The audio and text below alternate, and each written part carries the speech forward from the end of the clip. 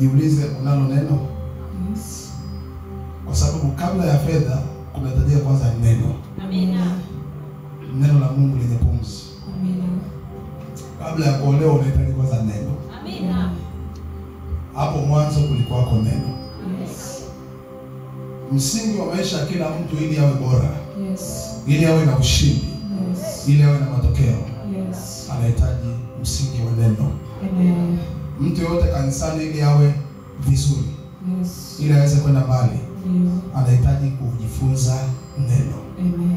Kinyume na hapo atakuwa ni mlokole feki. Yes. Mlokole feki ni mlokole ambaye hajui kweli. Ndio. Kwa hiyo chochote kinaweza kumsomba Yes. kikamtupa porini. Yes. Ukimwona mtu anakuja ibadani leo, Yes. kesho umuone, Ndio.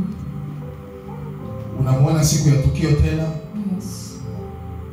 tukio likiisha umuone, Yes. au akikwazwa kanisani anaacha ibada, Ndio.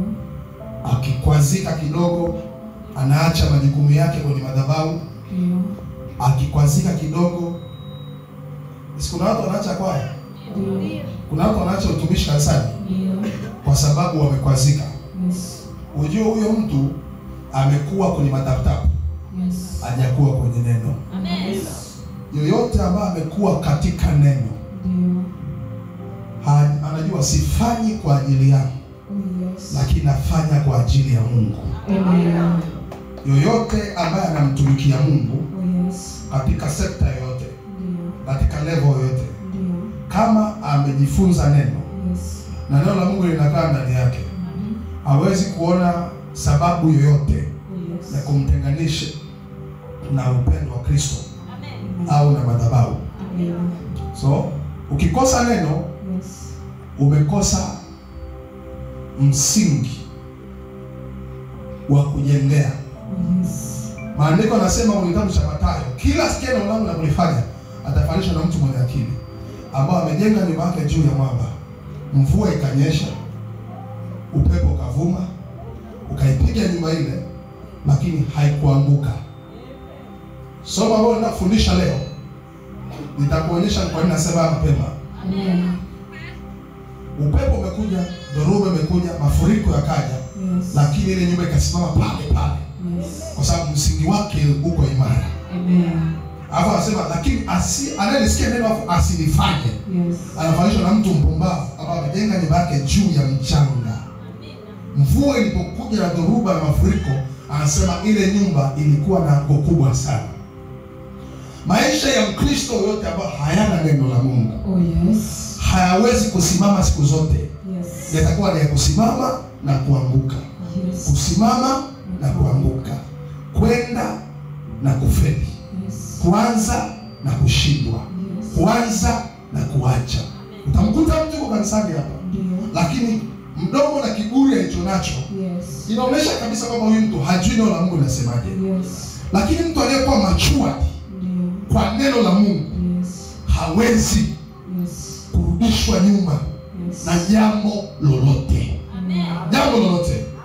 Mkute mtumishi ambaye amesusia huduma, Yes. ujue huduma yake haijajengwa kwenye neno.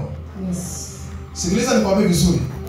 Sema kuanzia leo, Kuanzia leo. Mungu Baba, Mungu Baba. naomba unisaidie Naomba unisaidie. nijue kweli Nijue kweli. na kweli niweke huru. Kweli niweke huru. Unajua ukitumika bila neno Yes. utatumika ndani ya vifungo.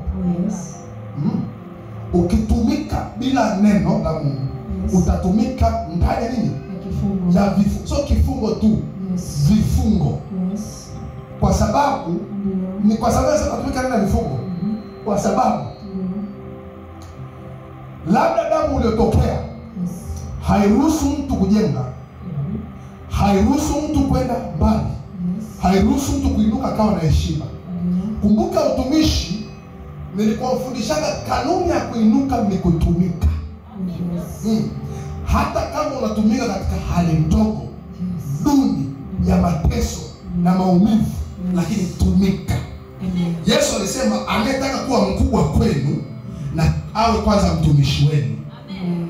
Kwa tafsiri hiyo kwamba yoyote anayetamani kupanda, kuinuka, lazima akubali kuwa mtumishi. Amen. wa wengine. Yes. Ukimwona mtu akati tamaa kutumikia, Yes.